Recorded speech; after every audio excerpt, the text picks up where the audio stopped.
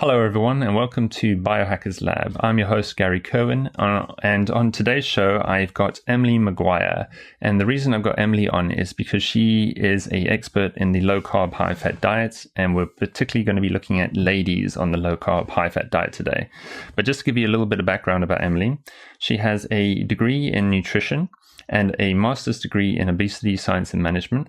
And her master's degree had a focus on the effects of the low-carb diets in the management of type 2 diabetes. She's also an international speaker at different events around the world on the low-carb, high-fat diet. And her goal is to hopefully one day get to kickstart her PhD in the ketogenic diets and nutrition, and also how that relates to cancer treatment. So she definitely has a lot of focus on the world of low carb and ketones too, and in our diet. So I just want to say thanks, Emily, for coming on the show today. No, thank you, Gary, for having me on. I'm excited to be here. Excellent. So just want to maybe educate people a little bit first, because you're in Scotland, in the UK, and you're a nutritionist. And I just want to maybe help people understand, is a nutritionist a dietitian? So it is slightly different. So we go through very similar training to dietitians. So we do 4 years at university, similar to dietitians. But in the UK, what's slightly different is a nutritionist is a bit more trained to do public health and preventative form of medicine, whereas dietetics is a lot more the clinical, so within the NHS setting. And the reason I differentiate or say that it's similar in terms of the teaching is that unfortunately, there is a lot of different nutrition courses and things out there. So we see a lot of people calling themselves nutrition coaches, etc., but they don't go as through as rigorous training as what registered nutritionists and registered dietitians do in the UK. But that is the difference between us. So one's more preventive and one is a lot more treatment based. Mm-hmm. Cool. And I mentioned to you when we had our little chat before the show, but you've been one of my low carb, high fat diet experts for a long time, because I first came across you back in 2015 when you were at the first ever low carb convention in Cape Town, South Africa. Yeah, such a long time ago it feels like now. Yeah, and I see you've actually got the book with Karen Thompson in the background. I do. So I actually did all the nutrition, the meal plans, and the recipes for the book with Karen. So we rewrote the international book together, and yeah, she's phenomenal. So fantastic. Well, I'll link to that book in the show notes for people too, so they can get it. Awesome. Yeah. So, Emily, I want to start off then, because you are my low carb, high fat expert today. And I saw on your website that there's a difference between a sugar-free diet, a low carb diet, and a keto diet. Could you just explain the differences there? Yeah, sure. I mean, the reason that I did that on my website as well, and I think we'll probably get into a little bit more on this topic because I know we spoke a little bit on the background, but a lot of people, when they come to a low carb diet, there's a lot of common misconceptions. So if you're someone brand new to this, what I often found, even when I got into it over 8 years ago, is that people often thought low carb was just about, as much meat as possible with a chunk of butter on top of a steak. You picture that in your mind and you think maybe Atkins. There's so many misconceptions with it. And then when you actually get into understanding what a low carb diet is, you then see that actually for you, there could be different points in terms of carbohydrate level that is right for you. So I'm a huge proponent in that find and use a kind of a low carb diet as a template and then build on it and make it work for the individual, not kind of the other way around. So what I've kind of seen I've worked with people over, as I said, the past 8 years, is that there's different kind of sort of like sweet points with the carbohydrate intake. So I detail it. So the first one is kind of a sugar-free sort of approach. And that's where I coin a carbohydrate intake of about 80 to 120 grams per day. Now, if we try and put this into context, if we look at kind of what the recommended guidelines are for, the Eat Well plate or the pyramid, I mean, they state that around about 50 to 60% of your total calories should come from that of carbohydrates. That can often equate, and what a lot of people in sort of the Western society eat is roughly around about even between about 300 and 400 grams. So you can see that between 80 to 120 is still technically quite low in comparison to what a lot of people say. But in the world of low carb, it's maybe that little bit higher than what a lot of people think that it could sit within. So that's the kind of sugar-free sort of way that I coin it. Then I coin sort of a low carbohydrate. It's around about a 50 to 80 gram intake. So again, you can see it's coming down slightly, but it's not getting into, and the third one that I coin point is that of a ketogenic range. So this is where I think a lot of confusion comes from, is that when you follow low carb, should it be keto? Should you be really low? What should the gram level be, for example? So a ketogenic, and we'll probably come on to it, but a ketogenic is what I coin as having 50 grams of carbohydrates or less per day. And this might be your next question, but it probably is, should everybody be following a ketogenic diet? I absolutely don't think that everybody should be following a ketogenic dietary approach. We can probably get into the different people that can follow the different levels, but what I found is a lot of people come to low carb and think, okay, it's all just about getting the carbs as low as possible, and that's what it's all about. And then that can be at the detriment to, their health or the long term or athletic performance, or, just make certain things, even trying to do it long term. For a lot of people, and this is the other reason that I coined the kind of 3 different approaches, is because out with physiological reasons as to what diet would work better, there's psychological reasons that come into play as well. So I've worked with particularly females, again, with eating disorders, and ketogenic diet can actually just spark off old habits and old eating patterns that they had in the past. So for them, it's not suitable. Other reasons, like even trying to fit it in socially, cultural reasons, for example. A lot of the people have the negative sort of barrage against low carb is because they say you can't sustain it in the long term, because they say what happens when you come off it, what happens in 3 months when you go back to the normal way of eating. And that in itself, obviously when people come to this diet, this should be looked at as a lifestyle change. Now, in order to make that a lifestyle change, you have to be able to follow this for life. And the nature of it is, for a lot of people, ketogenic, they just can't. They're not going to be able to sustain that forevermore. So you're setting yourself up to fail before you even really start with it. Okay. Yeah. So, already you brought up some great points there, how it's a spectrum and it's easing your way in and why you want to do it. And that even potentially that if you go to keto, too low carb, you could end up sparking issues.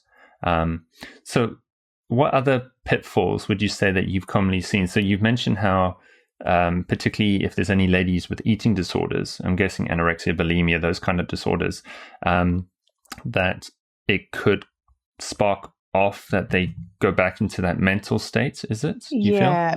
Because they end up with cravings, or it's a lot to do with the restrictiveness. So so it's very much, it sparks off that mentality or the psychology behind really being restrictive. And for a lot of people, particularly things like binge eating disorder or for bulimia or other aspects around that kind of spectrum with it, it can really, really trigger it, and it impacts it more, their thinking around food. The theory is that doing something like ketogenic, obviously, ketone bodies themselves are very satiating. They obviously have impact on certain, hormones that suppress appetite. And you think that, well, if you're not then eating, you're not feeling hungry. But people also with eating disorders, it's so much more than just what's going on physiologically. It's a lot to do with the psychology behind it. And I've definitely seen a couple of people that I've worked with specifically, there's a fine line between going very restrictive, and because when you do ketogenic as well, it's not just about lowering the carbs as much as possible. It's very much about looking at all of the macronutrients. It's about making sure that you're getting really great nutrient quality as well, because obviously it is very restrictive and we can't get away from that. So it's a lot of these things that you've got to think about around food. And a lot of people I know sometimes counter argue that with me and say, well, actually it can give you freedom from thinking about food. And in certain populations, yes. So I would say in populations, sort of overweight and obese individuals, it can work amazingly. But for individuals at the other end, it's and where they have this issue with perhaps like body dysmorphia and things as well. So thinking that, they actually are at a healthy body weight, but they see keto and they think maybe I can lose more. And so it does just spark a lot of issues, and old patterns, particularly if they've managed to go into remission with their eating disorders as well. So I think that's another point then that people might not think of. If, some people do have openly said if they have a disorder, eating disorder, but I guess there's a lot of people who don't say anything. And those people, they don't have to say anything, but this is a reason why someone like a nutritional coach like you would be a good reason just to help them and guide them. And maybe the topic comes up, but at least then they can know they're going to take care of themselves and not trigger that part of them. And trigger that off. Absolutely. That's a good point. So when we were talking about carb intake, this has always been an interesting one for me, is like, how does a normal human being actually know what 50 grams or 100 grams of carbs is in a day? Yeah, I know. It starts to get you think, what the heck? Yeah. So if we put it into some kind of context, I mean, I often say, so if you take a slice of bread, for example, I mean, your average slice of bread is about 50 to 20 grams of carbs.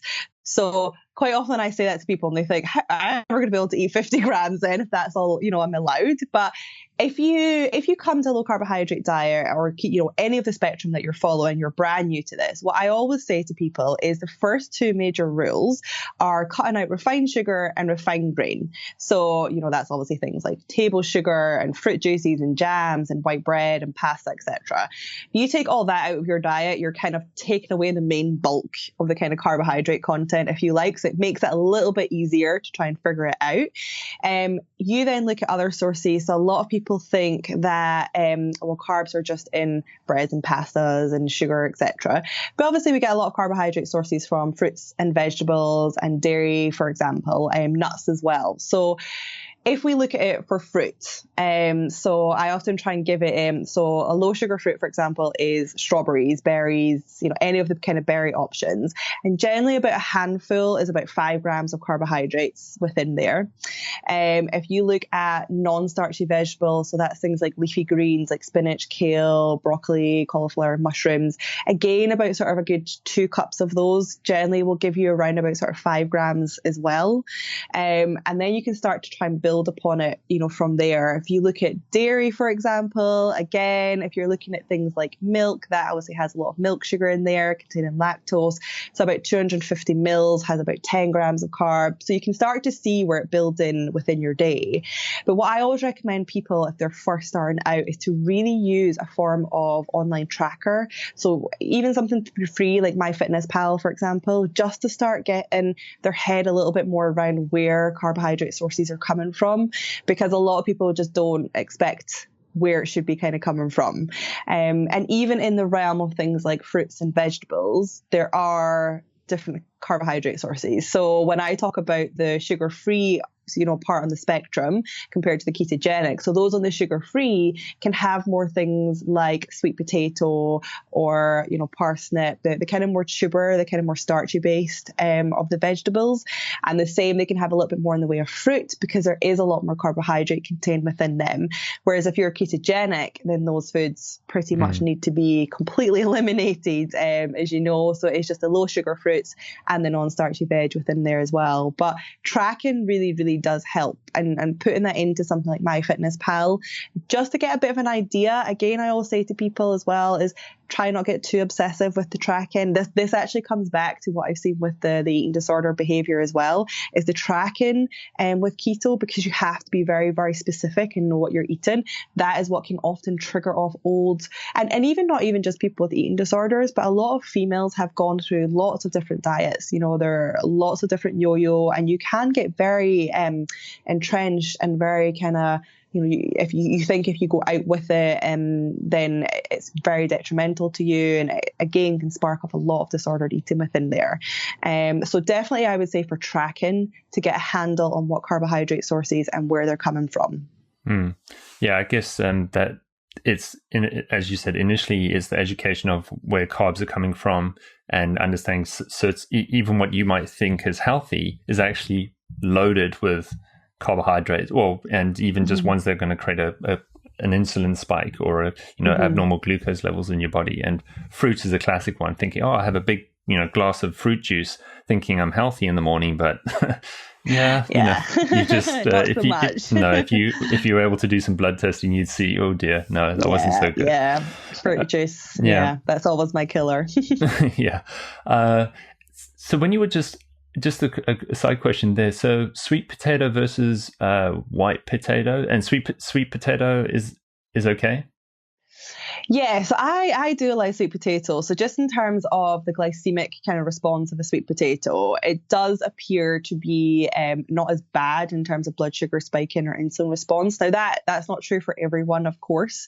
And And so then I don't know if this might come on to it, but with regards to the sugar-free spectrum of the diet. So if you're someone that's a lot more insulin sensitive, so that's for people who, say, for example, they do a lot of exercise, they're already quite lean, they don't have a lot of weight around the middle. That means that their body can actually process carbs a little bit differently to people who are insulin resistant. Now, insulin resistant is those individuals who have issues, obviously, with processing insulin. And generally, that's a lot of people who are mostly overweight and obese, but often carry the weight around their middle as well. So sweet potato versus white potato, I just prefer in terms of nutrient content as well. I think you get a lot more from the sweet potato. And like I said, the glycemic response of it as well can also be downplayed. That being said, I have had a lot of people who have experimented with white potato as well. And as long as they team it up with a little bit of, fats and protein. So again, you're really downplaying the glycemic response. And the glycemic response, just to kind of explain it, is just the basically how quickly your blood sugar level rises in comparison to carbohydrate food. So I'm much more of a fan of the sweet potato angle, and I do get people to have more of that in comparison to the white potato. Because I do see a few more restaurants, particularly in the UK now, offering sweet potato fries. Yeah, I found that interesting. I know. I've seen a lot more of it, and I think, this is probably not another one of those foods that's taken, and it's going to take hold a little bit and kind of run away with it. I mean, we still need to put it in context. It's still a potato. It's still a carbohydrate source. It's, so, but I just think as an option for a lot of people, is quite a good one. Yeah, I'm just thinking, particularly in the UK, people love potatoes. So it's one of those already. That's one of those emotional foods. Thinking, are you saying I can't eat my potato? And absolutely, yes, with their Sunday roast. Yeah, exactly. And then I saw an interesting tweet from Dr. David Unwin, a GP in the UK, and he was talking about rice and glycemic index. I don't know if you also did that. People might actually eat too much rice when they're going low carb too. Yes, I have seen that. So a lot of people, I think it's because a lot of people think sort of white potato and white rice, because it's not containing gluten or wheat, it's kind of just a pure carbohydrate source. So a lot of people do kind of eat a little bit more of that, particularly if they maybe confuse sort of low carb and paleo as well. So if you start getting into different spectrums of the arm with it all. But rice is essentially just, a carbohydrate source as well. And again, coming back to, if you're someone that is insulin resistant, has type 2 diabetes, metabolic syndrome, then you are going to have to pull back on the rice as well, unfortunately. And I like your tip about, even if you don't have access to blood tests, that just looking at your body and saying, if you see you carry a lot of weight around your stomach, that, potentially you've got an issue there. Okay. Yeah. If you're predisposed to kind of that apple shape, then you probably are more disposed to insulin resistance. Okay. So that brings us on now. We've talked already a little bit about ladies, and I want to go deeper into that situation, because I see it all the time, how a lot of women in the Facebook groups or, different forums, that when they do eat a more low carb diet or keto diet, that issues can crop up. And even in my situation with myself and my wife, like, I responded very differently on a very low carb diet to how she responded.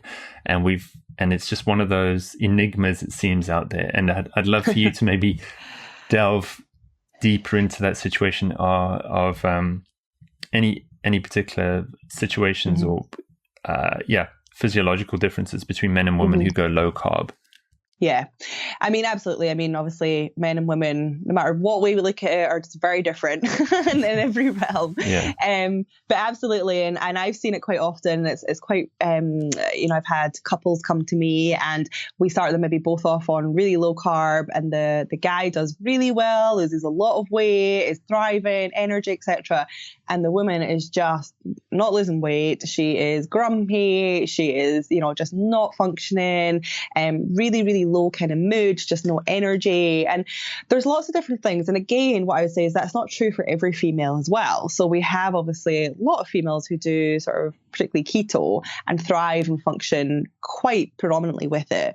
But when we look at it, they obviously are very different. And men, for example, they obviously have a lot more lean muscle mass. So therefore, in terms of losing weight, it's a lot easier for them. Females, a lot of it obviously comes down to things like hormones, hormones, particularly thyroid function as well. So I've worked with a lot of women over the years who they already have pre-existing thyroid problems, and generally that's underactive thyroid, so hypothyroidism. And those individuals, one of the impacts it has with it is weight gain, and obviously a very difficult ability to lose weight as well. Now, there's a lot of I find a lot of women, particularly with autoimmune issues like hypothyroidism, Hashimoto's, etc., you either do really well on low carb or you do really poorly on low carb. And sometimes it's not until you kind of try it that we can kind of see what's happening. And for some people, if you already have pre-existing, say, thyroid conditions, for example, doing low carb just seems to make that 10 times worse. It can really lower the thyroid function even more. Again, there's a lot of theories. It's because a lot of the hormones that are involved within there, you're actually just kind of downregulating, downplaying them a lot more as well. So a lot of that I see with it, because a lot of females often come to me and say things like they feel really cold when they start, going really low carb and stay consistently with that again. So that would all be a sign that things like thyroid function is being impacted within that. Other things that I see, so again, when it comes to female hormones, so for some females, it can actually work amazingly to help promote, obviously. I've known a lot of females who come to low carbohydrate approach, particularly for fertility. So particularly those individuals, it comes back to if they are predisposed to a lot of insulin resistance. So there's a condition which is known as PCOS, so that's polycystic ovary syndrome. And that is where there is cysts which are basically grown on the ovary, which can impact fertility. It can cause things like weight gain or kind of facial hair growth, etc. And that's because the impact that it's having on the hormones. So it's downplaying a lot of the female hormones whilst upregulating a lot of the male hormones as well. And the direct impact that it has is also with regards to insulin. So we keep coming back to this aspect of insulin. So what is the thing that we can obviously drive down insulin is that of a low carbohydrate diet. And I always remember actually listening to a presentation from Jackie Bernstein, who is Dr. Atkins' nurse. Okay. And she was talking about a study that they did, and it was looking at low carb and PCOS. And they actually had, I can't remember how many females they had within the study, but they ended up having, once they took participants on, had to end up giving a disclaimer and saying that, if you're not on birth control before starting the diet, you have to, because halfway through the study, a couple of participants actually ended up pregnant, and they've been told you'll never ever be able to conceive, because your issue with PCOS is so severe. And then when they started the low carbohydrate diet, they actually were able to reverse, they were able to improve a lot of their hormone levels, and because they got that insulin level down. So for a lot of females who are having issues, particularly with hormones, it can definitely help with that aspect with it. But again, and what I often find is it's sometimes females as well that are very, very insulin sensitive. They don't have an issue with their weight. If anything, they are probably maybe even slightly underweight as well. Because with female hormones are actually very, very tightly regulated with regards to our fat mass. And this is why when people with, on the really extreme end with things like bulimia or anorexia, this is why menstruation for them can stop, because obviously their fat mass is pretty much non-existent. This is why things like female bodybuilders, because their body fat percentage is so low, then their body can't produce the hormones properly. So again, what often that I see is that people, if they come to a low carbohydrate approach, if they lose a lot of weight really quickly, then that can have huge impacts with regards to menstruation cycles as well. So I've seen a lot of females where it can actually stop their periods, for example, for a good couple of months. And what we have to do is try and balance out what their intake is. So for coming back to it, what I find with a lot of females is that for them, keto might not be the optimal because it's too low, it's too drastic, and it's too quick for their body. So we then would either put them on just a bit of a more moderate carbohydrates, low carbohydrate approach, or kind of sugar-free approach, and then even titrate down. Because the other thing that I find with females in comparison to males, and people might actually say, no, it's not the case, it's very similar to them, maybe I just work with a lot more females, but the craving aspect as well seems to be a little bit more heightened in females. So particularly we work with a lot of sugar-free. Myself and Karen Thompson have done a lot of online courses, and the cravings that come up for females is just really significant, particularly in that first 2 weeks. And I mean, they are really severe to the point where you think, I can't keep doing this. They are, I'm actually going to fall out with so many people around me because I'm being so grumpy and just want that sugar kind of fix with it. The exact reasoning, I'm not 100% sure. I mean, again, I've had a lot of females who say, around about the time of month for them, it's a lot harder to do low carb and stick with it because of the natural cravings that then come around that point of time. So it's about trying to find strategies to kind of help with that, and make sure that we kind of guide with it and get them through it as well. So, but like I said, on the flip side, there are a lot of females who do benefit really well from going low carb. And unfortunately, it's one of those things that until you try it, we don't actually know how the body is going to respond. Yeah. So I think it's like most things in this world where you might be told something, but just understand that every human is their own physiology. We've all got our own history, so no one knows exactly like your hormone levels, how you respond to certain things, and I guess particularly ladies too, it just might even be slightly more heightened because of the hormone aspect. And I'm glad you mentioned the fertility part, because a lot of people always just think weight loss, weight management. But I was also really interested in that. I came across it years ago where if you're in a very fertile state, it actually is a sign that you're very healthy. So, because you've got good hormone regulation and your body's functioning well. So it's good to hear that, if people are struggling, and I know particularly PCOS is always mentioned by gynecologists as a reason why a lady is not falling pregnant, or, endometriosis and other issues like that. But it's amazing how a diet can improve, gynecological function. I know. And just to kind of put on to that, I think as well, it's because so many females think low fat is the best way to lose weight. So many females that I know, particularly even in my personal life, they all go low fat and they think that's the best way for it. But again, the fat that you eat is directly impacting the hormones within your body. And therefore, if you're not getting enough good quality, healthy fats within you, your body's just not going to be able to produce the hormones that it needs to in order, with regards to fertility. And I think just coming back to as well with women is that so many women as well have done so many cyclings of diets, over the years, that their metabolism is a lot more impacted with regards to males. And that's another thing that we often see when people start low carb, is that they come, but because their metabolic rate, for example, is probably just way, way lower than really where it could be. And then they come to low carb and then they just think they can eat a bunch of calories and they can just eat all this fat and they can just have all this added in.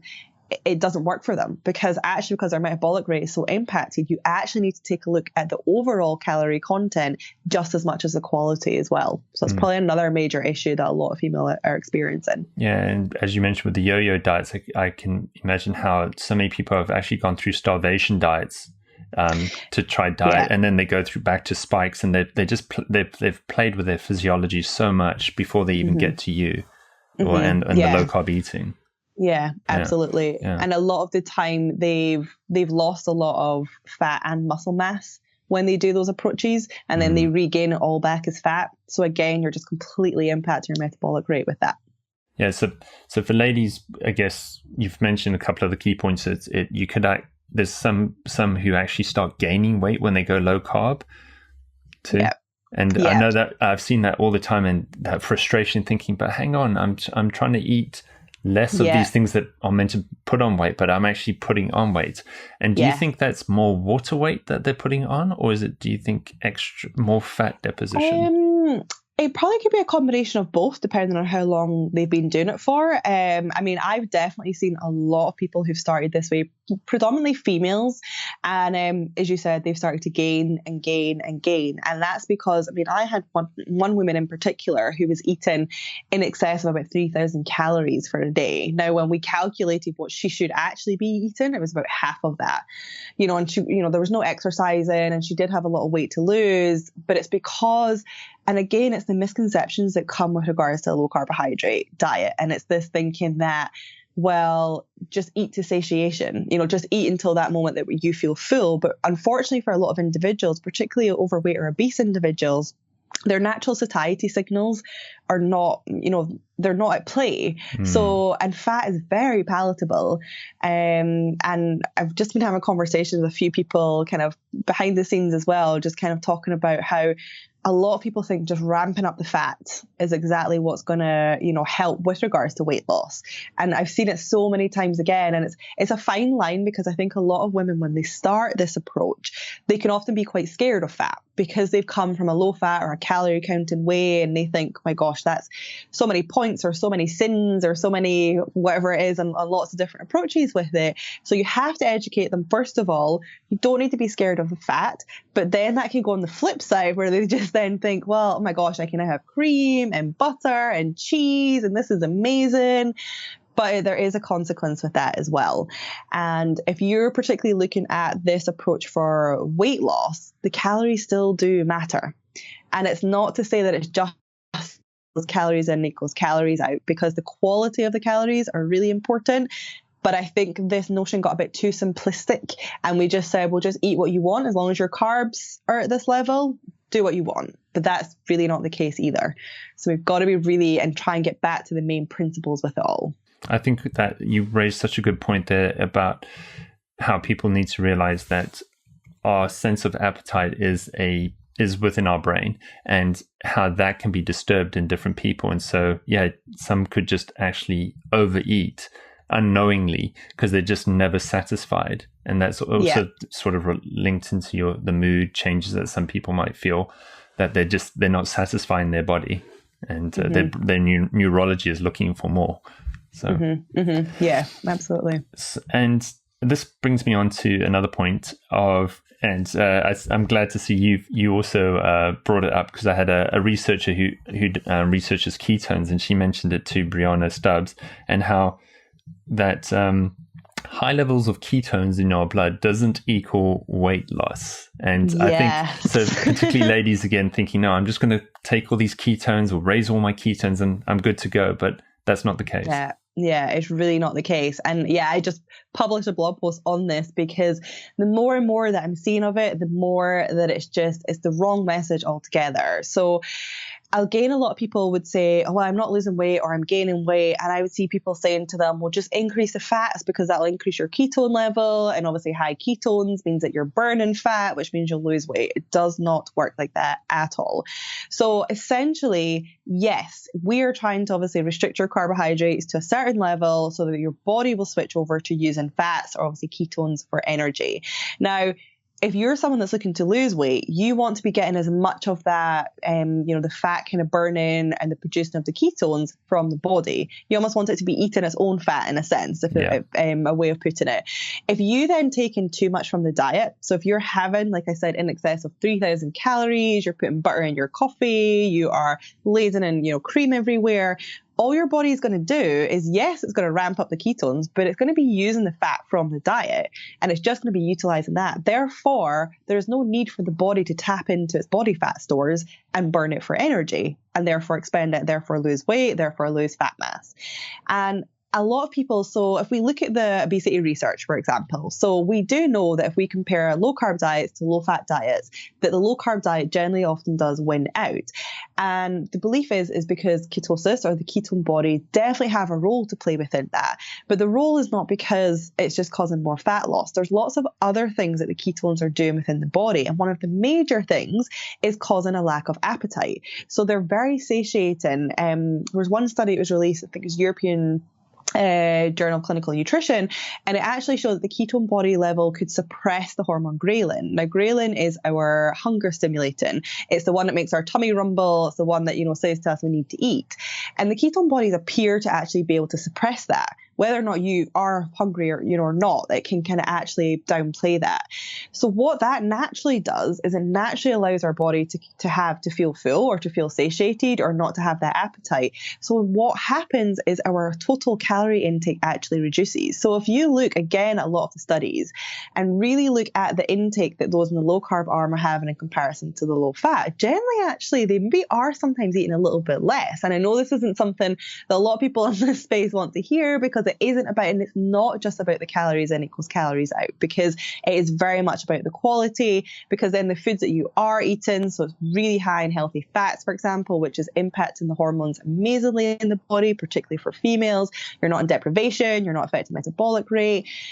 But the ketones themselves is not what's kind of this magical thing that's causing the weight loss. And I think I've seen it a lot more because so many people got so fixated on, well, my ketones are this level, why am I not losing weight? You know, and I think a lot more so, and I think what you were saying is there's a lot more exogenous ketones that are coming out now. So, you know, ketone salts and ketone esters, which I actually think are going to be incredible, I think, for therapeutic reasons. And that's particularly where a lot of my interest is for the ketogenic diet. So neurological and cancer, I think will work phenomenally, because for a lot of those, we do know that the higher the ketone level, it seems to correlate a little bit better with, disease, downplaying disease progression.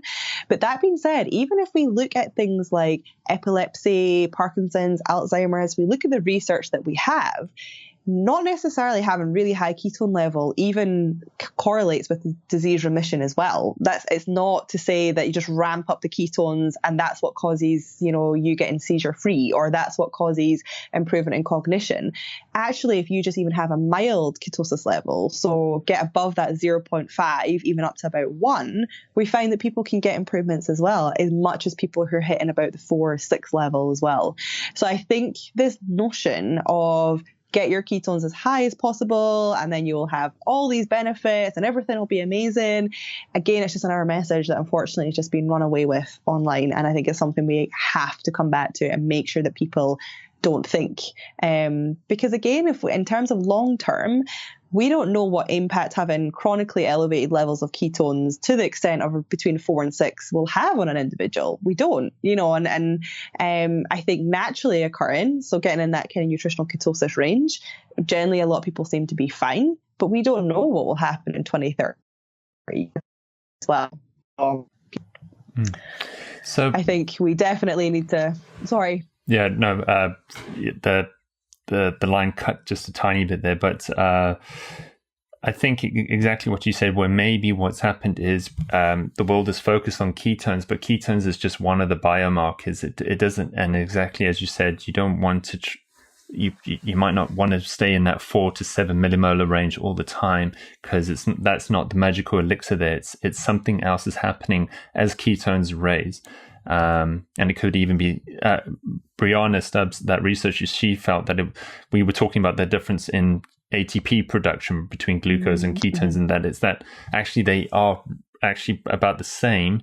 It's just that the ATP is more efficient from electron transport gradients on the ketone production than the glucose production. So there's definitely other things happening other than just high ketone levels in our body. Yeah, and absolutely. So do you think ladies should be in nutritional, I'm thinking nutritional ketosis here. Should you be in nutritional ketosis a lot of the time, or I see a lot of people talk about cyclical nutritional ketosis. Is it something that a lot of humans should be in, or what do you think?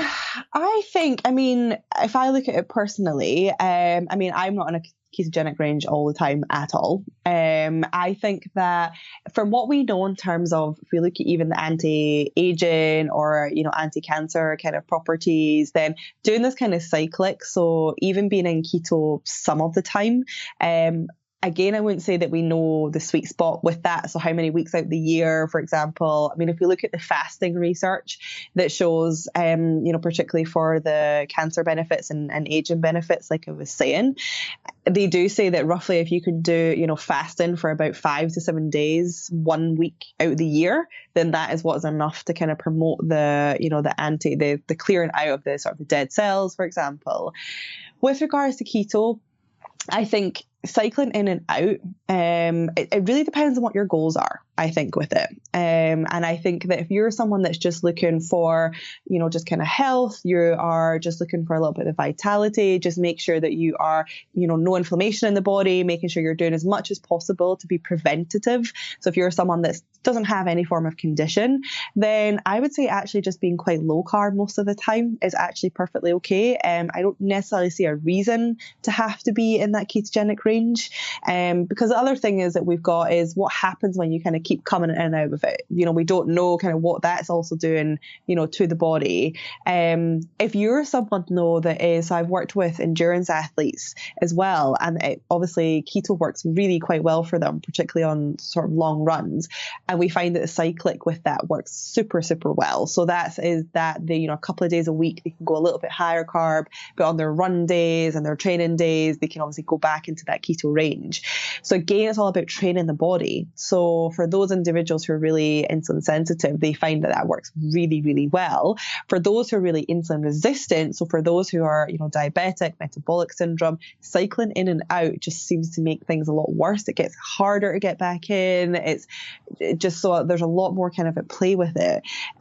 So like I said, if you're doing a lot more preventative, I would actually just say just general low carb is actually perfectly fine, particularly for females as well.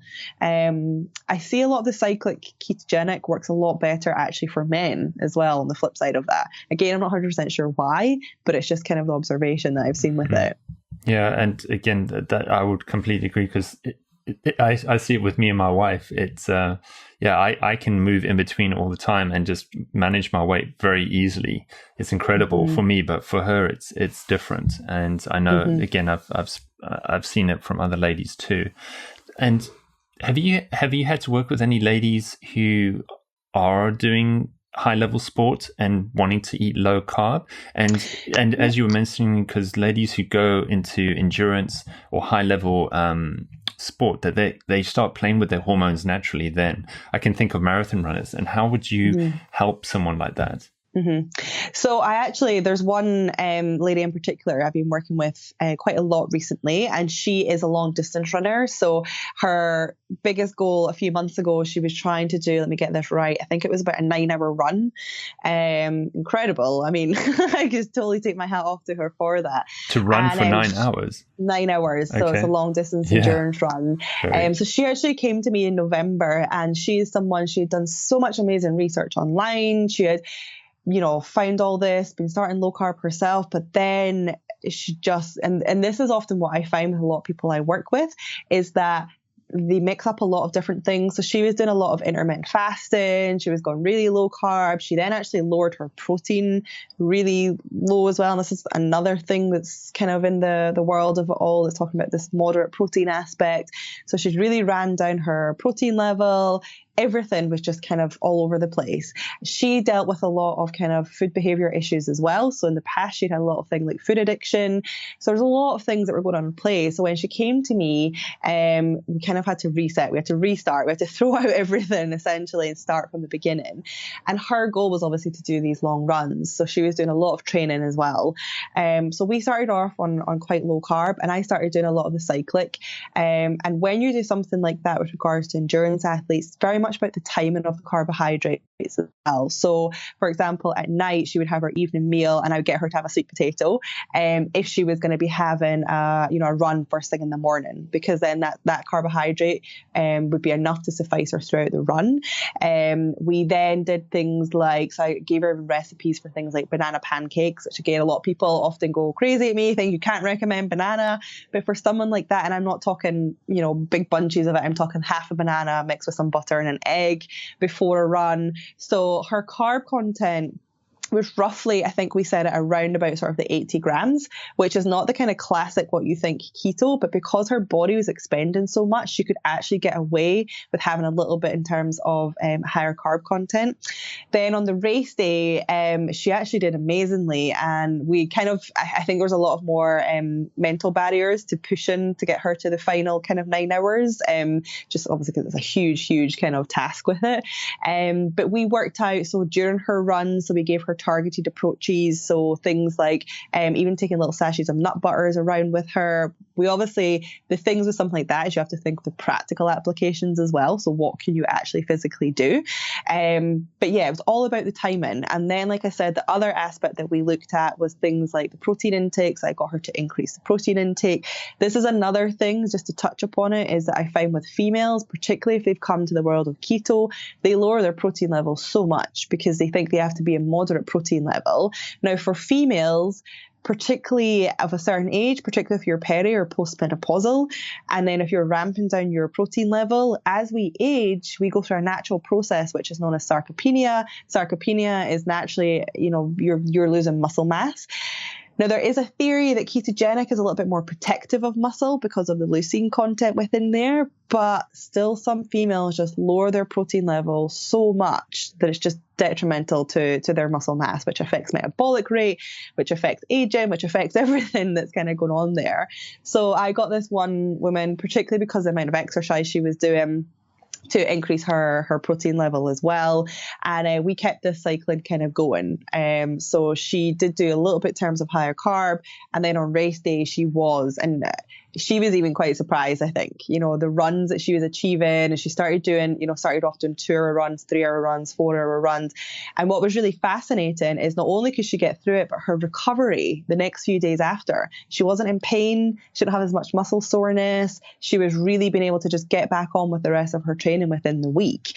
So it was really quite incredible to kind of see it actually as well. And we're back up gearing her again for her next kind of long distance run with it. And I think, so when I was saying about the exogenous kind of ketone, so for her, for example, I think that if we add in even just a little bit of, more MCT, play around a little bit, then she could benefit really well with having that a small amount of exogenous ketones for a short window while she does that run to boost her through it. So I do think there's a big place for it, but it has to be really targeted and you have to kind of know what you're doing with it as well as the other thing. And again, this is why if you want to perform at a certain level, you need someone to help coach you on those little nuances and mix your N=1 physiology with the actual diet and how to do things.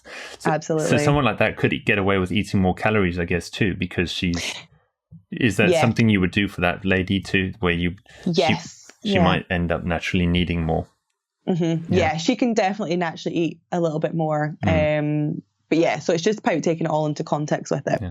So you brought up such a good point because I wanted to actually do that. So when we talk about ladies, we're talking about all ages too. So you've got someone who could be a teenager who's trying to manage her weight, which is a different situation, to a lady going through 20 to 30s, to someone who's post-menopausal. And again, that's a whole other spectrum to deal with when going into the low carb, high fat dietary kind of world, isn't it? Yeah, it's huge. And you say and you say protein is probably one of the bigger things that ladies are not managing efficiently, maybe. Yes, particularly it's more for people who come at it from the ketogenic angle. So again, it's a lot of these people thinking that ketogenic is all, and to a certain extent it is. So it is obviously low carb, high fat, and this kind of moderate protein, but this terminology, and I even asked someone this other day, I was like, well, what is moderate protein? Has anyone seen a guideline? Has anyone seen what that means and put it in context? And I know there's a lot of keto calculators and things online, but again, it's like, well, where have the values come from? Like kind of, because if we look at, what protein is and what is needed in terms of human survival and what's known as nitrogen balance. So that balance is to make sure that your body has enough protein, that you're not going to be, losing essential muscle mass, for example, and then obviously not having too much as well, which sometimes can be detrimental for the body. And that's generally set at about 0.8 grams per kilogram of body weight that you need just to survive, just to kind of maintain. But I have seen, and I know there's a lot of probably researchers and doctors, and I can't remember where I saw it floating around, but I know someone was kind of recommending 0.6 grams per kilogram, and that's more looking at things like longevity, so lowering the protein level for that. But I've seen some females in particular, their protein level is around about 0.5 grams per kilogram of body weight, and that is just I mean, the muscle loss that could even be happening, I mean, we don't know, we've not measured it. But again, not only directly impacting, your metabolic rate, but things like bone health as well. So when you go through the menopause, there's a lot more risk for things like osteoarthritis, osteoporosis, because of what's happening with regards to the bone and again, the hormones. So therefore, if you're not getting enough protein in your diet, you could just be impacting that even further. So you don't just take a calcium tablet.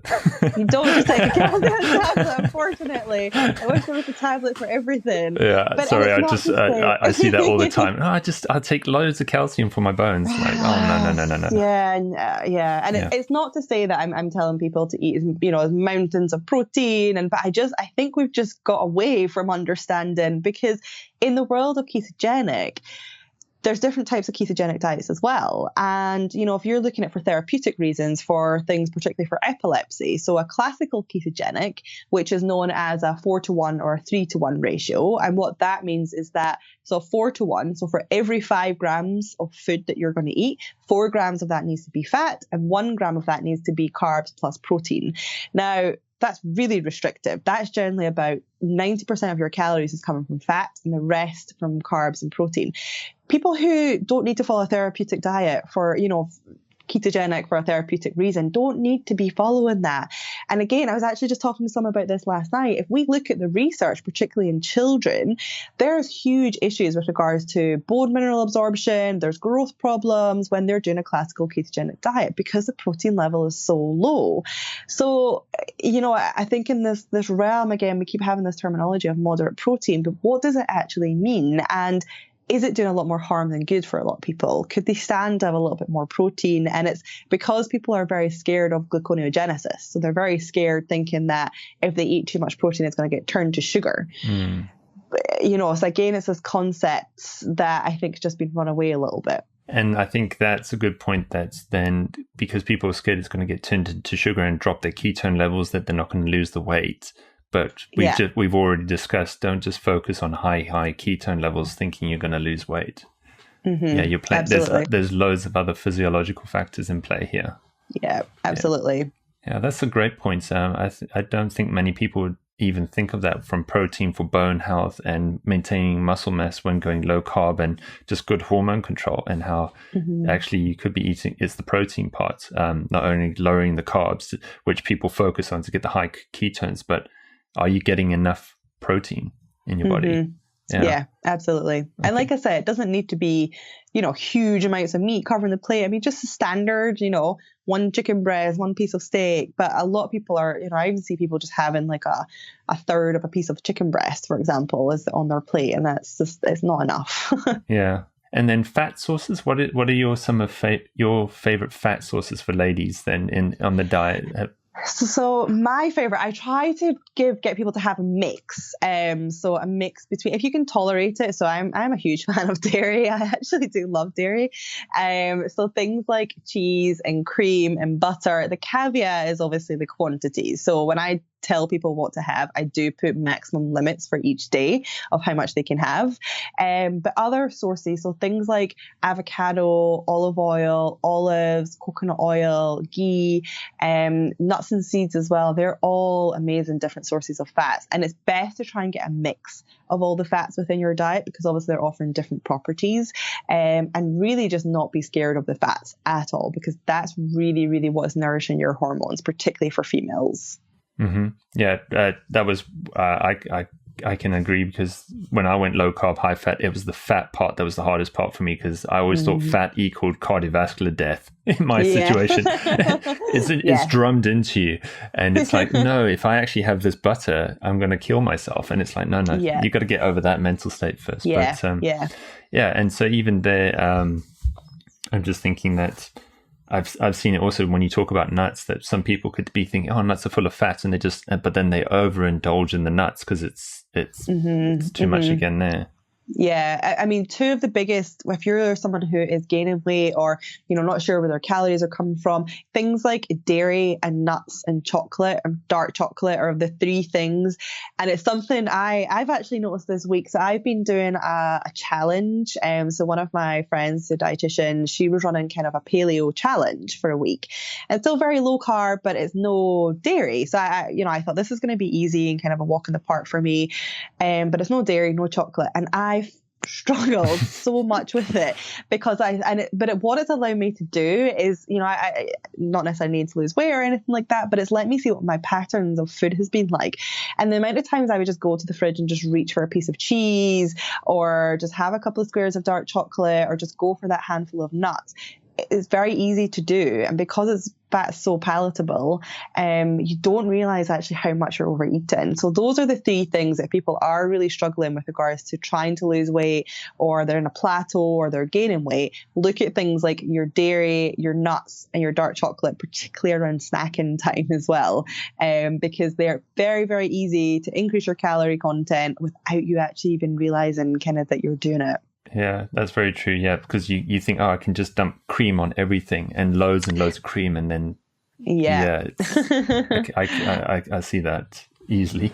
And then, what do you think about hydration levels? Just from I know a lot of people who also go low carb from a mineral aspect. There's your magnesium and your sodium levels, but I've got a suspicion a lot of people dehydrate when they're on a low carb diet. They don't drink enough water. What are your thoughts? Yeah, I think I'm actually noticing this really quite significantly this week, is that I'm thirstier a lot more, and I really, really need to increase the amount that I'm drinking over and above what I was doing. So particularly in the first couple of weeks of starting, even low carb, keto as well. But if you're someone that came from eating a lot of carbs to a low carb way, your body's going to be dumping a lot of glycogen out of the body, and it dumps a lot. So when it stores glycogen, it stores at 1 part glycogen, 3 parts water, which means it's going to be flushing out a lot of fluid from you. Now that fluid needs to be replaced. And like you said, it can often cause problems with electrolyte imbalance as well. So things like magnesium and sodium, potassium, and those are the two that are closely regulated with regards to hydration status.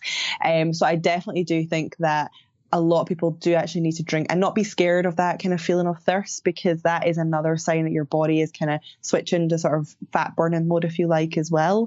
And on that, I have seen a lot of people who are now starting to take the exogenous salts, so the ketone salts, that they can actually become a little bit more dehydrated as well, purely because of the way that they're packaged. There's obviously the BHB, or the beta hydroxybutyrate, is packaged with regards to the sodium, sometimes chloride or sometimes magnesium as well.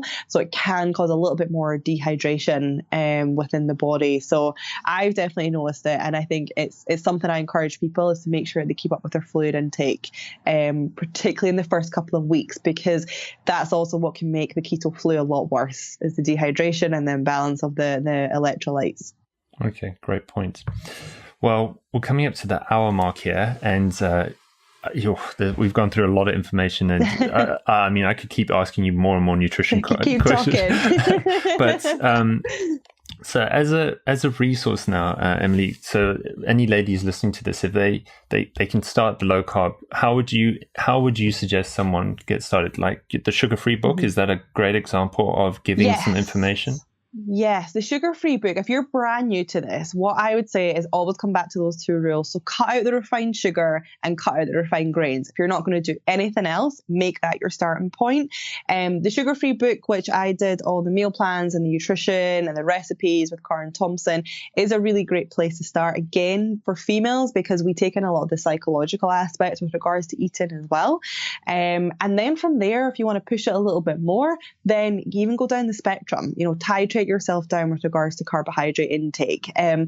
Don't feel you need to jump 2 feet into keto. If you want to, then amazing, but just know that there's a huge difference between doing a ketogenic diet and doing a well-formulated ketogenic diet. And I think that's kind of where you kind of need to pick up on with that.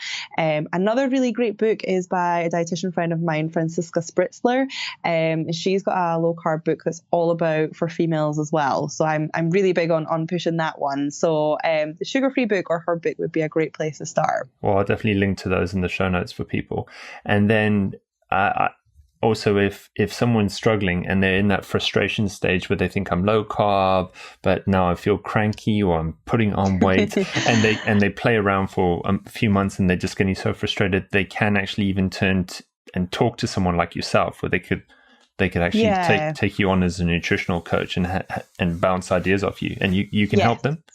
Yes, absolutely. So I work with people one-on-one, and very much people who are really trying to work out the best sort of low carb way for them. Like I said, I'm a huge fan on using it as a template and then building on from there, depending on what your goals are. So so I do one-on-one. So people can find me at lowcarbgenesis.com. And then I'm on that on all social media platforms, and I'm really happy to answer questions and help where I can as well. So please just reach out if anybody has a question. I'd love to try and help. Yeah, well, again, I'm going to link to all your profiles in the show notes too, because I always, when I see questions like this, I love to help link people to the correct resources. It's especially in healthcare, there's such a mirage of information out there, but just to take someone straight to this person and say, right, there you go, ask that question and unlock this issue, so you can actually you can get to the solution at the end of the day. And I think and I see it all the time. Again, that's why this whole show is mainly about ladies and low carb, because I feel it's a real problem area in this low carb high fat world, is particularly for females, and the frustration levels that so many women out there must be going through, thinking, I thought this was supposed to be good for me, and why just not working. I know, and that's the thing, it's definitely not just them. There's probably just lots of underlying things that are going on, unfortunately. So don't give up hope with it. It's just trying to really sort of navigate and dig a little bit deeper. Fantastic. Well, again, thank you so much for coming onto the show today and for sharing all your knowledge bombs. And if anyone wants to connect with Emily, I'm going to put all the information in the show notes on the website for her. Oh, well, thank you so much for having me on. Great. Well, again, thank you so much, Emily. And take care.